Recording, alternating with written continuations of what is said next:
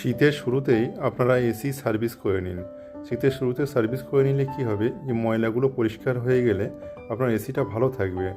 ময়লা থাকলে আপনার এসিটা নষ্ট হয়ে যাবে। এখন এই শীতের সময় এসি চলবে না, তো এই সময় বন্ধ থাকবে। পরিষ্কার থাকলে আপনার এসিটা ভালো থাকবে। এই এসিটা দেখছেন প্রায় 2 বছর পর এভাবে খুলে সার্ভিস করা হলো। এটা খুবই ময়লা ছিল, যে ময়লা দেখছেন কীভাবে ময়লা জমে আছে, পুরো শ্যাওলা জমে আছে এসিতে। এটা এভাবে করতে হয়েছে, অনেক কষ্ট করে, তবে এই ময়লাগুলো তুলতে হয়েছে। শ্যাওলা জমেছিল পুরো। আর প্রত্যেক বাড়িতে এরকম একটা দুষ্টুমি করার জন্য বাচ্চা থাকে, প্রায় প্রত্যেক বাড়িতেই।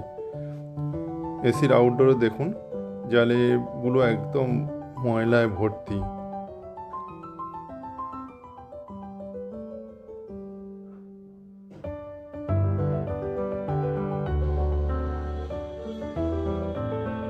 এভাবে খুলে সার্ভিস করা অবশ্যই দরকার।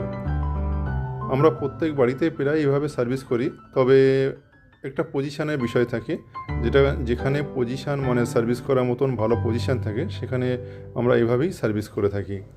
এখানে দেখুন বেসের ময়লাগুলো কত ময়লা জমেছে। ময়লা পরিষ্কার করার পরে কত সুন্দর দেখাচ্ছে দেখুন, পুরো নতুনের মতো লাগছে পুরো। 2 বছর মাত্র বয়স, এই 2 বছরের মধ্যে এই প্রথম খোলা হলো এভাবে।